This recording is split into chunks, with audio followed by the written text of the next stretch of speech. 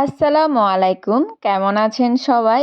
আজকে আমি আপনাদের জন্য নিয়ে এসেছি পার্লার সিক্রেট প্যানকেক বেস। যে বেসটির জন্য এতদিন আপনারা আমাকে অনেক অনেক বেশি রিকোয়েস্ট করেছেন যে আমি একটি প্যানকেক সিক্রেট বেস আপনাদেরকে দেখাই, যেটা পার্লারে সচরাচর ব্যবহার করা হয় লিকুইড বেস হিসেবে। অর্থাৎ প্যানকেকটাকে তারা আলাদা করে ব্রাইডাল বা পার্টি মেকআপের জন্য বেস রেডি করে রাখে, যেটা আজকে আমি আপনাদেরকে বানিয়ে দেখাবো। চলুন শুরু করা যাক। সবার প্রথমে আমি একটা প্যানকেক নিয়ে নিয়েছি 21 নাম্বারের শেড। এটা হচ্ছে যারা ফর্সা স্কিন তাদের জন্য 21 নাম্বার শেড, আর যাদের শ্যামলা স্কিন তাদের জন্য 26 নাম্বার শেডের ব্যবহার করা যায়, 24 নাম্বার শেডের ব্যবহার করা যায়। আজকে আমি 26 নাম্বার শেডেরটা দেখাচ্ছি। একটু যারা আর এমনিতেও পার্লারে একটু লাইট বেস ব্যবহার করা হয়, তো বেশিরভাগই এই 21 নাম্বার শেডটাই ব্যবহার করা হয়। তো আমি 21 নাম্বার শেডটা নিয়ে নিয়েছি, পিঙ্ক শেডটা, আর ইয়েলো শেড নিয়ে নিয়েছি, গোপীনাথ প্যানকেক বেস নিয়ে নিয়েছি। এবার আমি একটি কৌটার অর্থাৎ প্যানকেকের যে ঢাকনাটা আছে ওটা ভালো করে মুছে নিচ্ছি। আমি এখানে বানিয়ে আপনাদেরকে দেখাবো। আমি যেহেতু আপনাদের জন্য বানাচ্ছি তাই সামান্য করে বানিয়ে দেখাবো। যা বানাবো তাও আপনারা অনেক দিন পর্যন্ত ব্যবহার করতে পারবেন। বারবার দুইটা থেকে মিলিয়ে মিলিয়ে ব্যবহার করার সে ঝামেলাটা থাকবে না। তো আমি প্রথমে ইয়েলো শেডটা নিয়ে নিচ্ছি। আমি ব্যবহার করতে করতে আমার একটি আন্দাজ চলে এসেছে। তো আপনারা যেটা করবেন, দুটাই সমান ভাগে ভাগে নেবেন। একটা ইয়েলো শেড নেবেন 1 চা চামচ পরিমাণ, এবং পিঙ্ক শেডটাও নেবেন 1 চা চামচ পরিমাণ। দুটাই সমান, একদম সমান পরিমাণে নেবেন। আমি দুটা শেড নিয়ে নিচ্ছি। এটি হচ্ছে গোপীনাথ ব্র্যান্ডের পিঙ্ক শেড 21 নাম্বার, আর এটা হচ্ছে ফার্স্টে যেটা নিয়েছি সেটা হচ্ছে গোপীনাথ ব্র্যান্ডের ইয়েলো শেডটা। আপনারা চাইলে কসমিক ব্র্যান্ডেরটাও ব্যবহার করতে পারেন, ক্রাইলন ব্র্যান্ডেরটাও ব্যবহার করতে পারেন। যারা একটু রিজনেবল প্রাইসের মধ্যে চান তাদের জন্য গোপীনাথটাই কিন্তু অনেক বেশি বেস্ট। আর সচরাচর পার্লারে কিন্তু এই গোপীনাথ চাই ব্যবহার করা হয়। তো আমি এই দুটো ভালো করে মিক্স করে নিচ্ছি, যাতে কোনো দানা ভাব না থাকে। যাদের জন্য প্যানকেক বেসটা ব্যবহার করার অনেক বেশি সমস্যা, তারা এভাবে করে বেস রেডি করে রাখলে নর্মাল ফাউন্ডেশনের মতোই মিক্স করে আপনারা ব্যবহার করতে পারবেন খুব ইজিলি। বারবার yellow shade pink shade mix করে করে ব্যবহার করতে হবে না। এবার আমি সেখানে একটু গ্লোই ভাব আনার জন্য হাইলাইটার ব্যবহার করছি। আপনারা খেয়াল করবেন পার্লারের বেসটা কিন্তু অনেক বেশি গ্লোই হয় এবং অনেক বেশি চকচক করে। তা হচ্ছে এখানে একটু হাইলাইটার ব্যবহার করা হয়। আপনারা অবশ্যই হাইলাইটার ব্যবহার করবেন উপরের সাদা বা অফ হোয়াইট শেডটা, গোল্ডেন বা পিঙ্ক শেডটা ব্যবহার করবেন না। অর্থাৎ আমি যা বলেছি উপরের সাদা বা অফ হোয়াইটটাই ব্যবহার করবেন। গোল্ডেন আর পিঙ্ক শেডটা ব্যবহার করা হয় মেকআপের সাজটা কমপ্লিট হওয়ার পরে।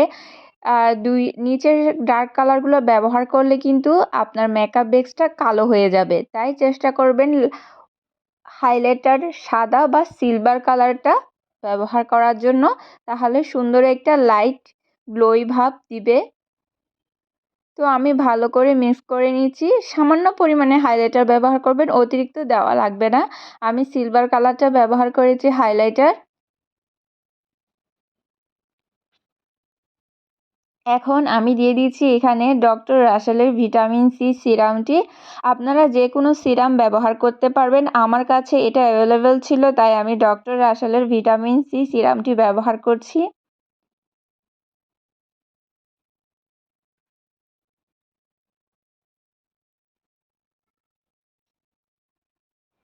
সিরাম কিন্তু ব্যবহার করা অনেক বেশি প্রয়োজন, কারণ আমাদের স্কিনের যে পোর্স ভাবটা আছে, অনেক সময় মেকআপ করার সময় পোর্স ভাবটা ভিজিবল হয়ে যায়, তাই ঢেকে দেওয়ার জন্য কিন্তু সিরামটা অনেক বেশি কাজে দেয়। তাই একটু সিরাম ব্যবহার করলে তা অনেক বেশি ভালো হয় এবং আপনার বেসটাও অনেক ম্যাট এবং একদম ভালো একটা ফিনিশ দেয়।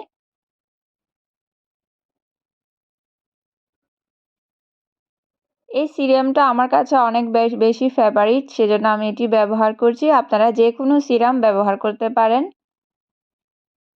সর্বোচ্চ 3 থেকে 4 ফোঁটা দিবেন সিরাম। দেখুন আমি খুব সাবধানে ব্যবহার করছি যাতে একটু বেশি পড়ে না যায়, তাই 3 থেকে 4 ফোঁটা দেওয়ার পরে ভালো করে মিক্স করে নেবেন।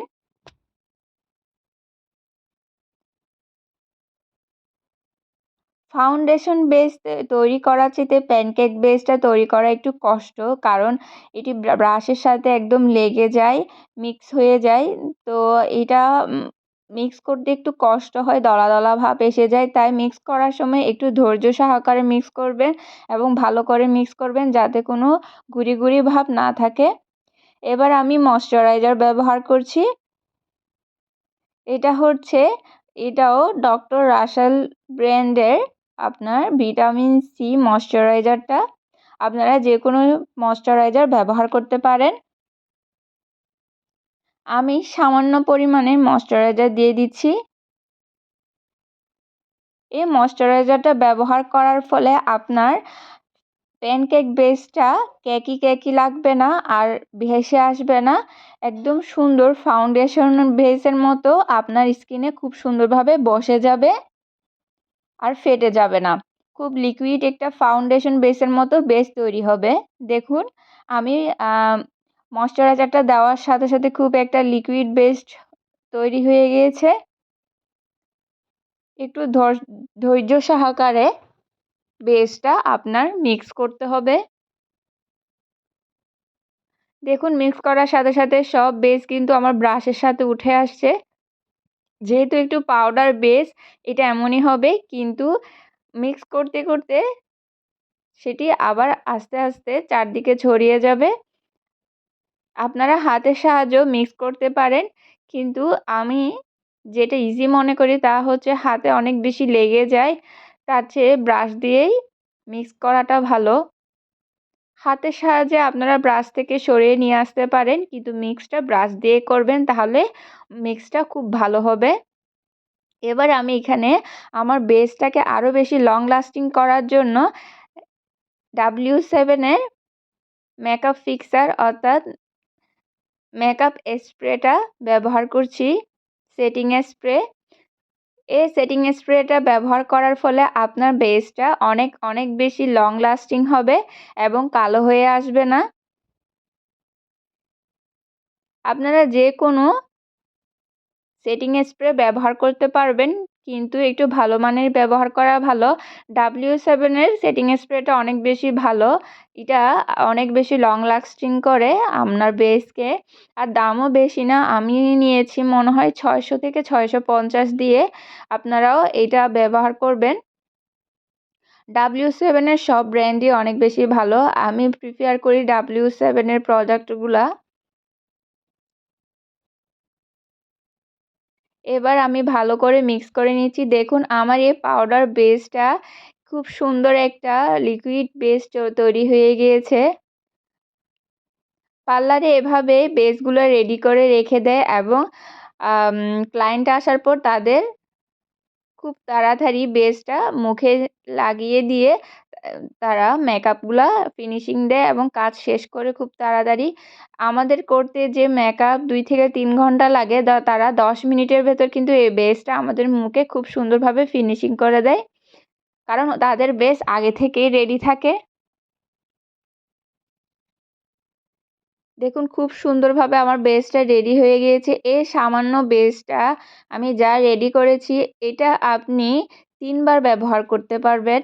এই বেসটা দিয়েও খুব সুন্দর একটা ব্রাইডাল লুক করে ফেলতে পারবেন।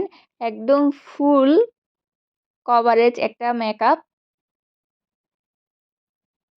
যারা ঘরে বসেই পার্লারের মতো বেসটা চান, তারা এভাবে বেসটা রেডি করবেন এবং ভালো করে মিক্স করবেন যাতে কোনো দানা ভাব না থাকে, এবং দেখবেন খুব সুন্দর একটা বেস আপনাকে আউটলুক দিয়েছে। বেস রেডি হয়ে গিয়েছে। দেখুন আমার কি সুন্দর শাইন করছে এবং একটা গ্লোয়ি ভাব চলে আসছে।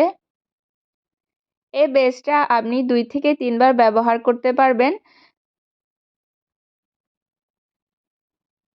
দেখুন আমার বেসটা কতটা সুন্দর হয়েছে এবং দূর থেকে খুব সুন্দর চকচক একটা গ্লোই ভাব দিচ্ছে। পার্লারের বেসটাও কিন্তু এভাবে গ্লোই ভাব দিয়ে। এই বেসটা রেডি করার পর আপনি 2 থেকে 3 দিন সংরক্ষণ করে রাখতে পারবেন এবং ব্যবহার করতে পারবেন। আর যদি এই বেসটা ড্রাই হয়ে যায় অনেক বেশি, অর্থাৎ ইউজ করার পর যদি আপনার লাগে ড্রাই হয়েছে, তাহলে ওই বেসটার উপরে আপনি একটু সেটিং স্প্রে দিয়ে দিবেন, তাহলে আপনার বেসটাও আবার আগের মতো লিকুইড হয়ে আসবে। আর প্যানকেক বেস ব্যবহার করার সময় আপনারা চাইলে সেটা হাতেও ব্যবহার করতে পারেন অথবা পাফের সাহায্যেও ব্যবহার করতে পারবেন। আমি আসলে পাফ দিয়ে বেসটা করে থাকি, কিন্তু পার্লারে বেশিরভাগ সময় আম প্রথমে হাত দিয়ে করে থাকে, আবার পরে তা সুন্দরভাবে সেটিং করার জন্য কিন্তু পাফ দিয়ে করে। মেকআপ শেষে অবশ্যই W7 এর অথবা যে কোনো ব্র্যান্ডের সেটিং স্প্রেটা ব্যবহার করবেন এবং মেকআপটা লং লাস্টিং করার জন্য অনেক অনেক বেশি কাজে দেয় এই সেটিং স্প্রেটা। আমার এই ভিডিওটা আপনাদের যদি একটু উপকারে এসে থাকে, প্লিজ আমার চ্যানেলটি সাবস্ক্রাইব করবেন এবং লাইক কমেন্ট করতে ভুলবেন না। আপনার একটি লাইক আমাকে কাজে অনেক বেশি উৎসাহ দেয়।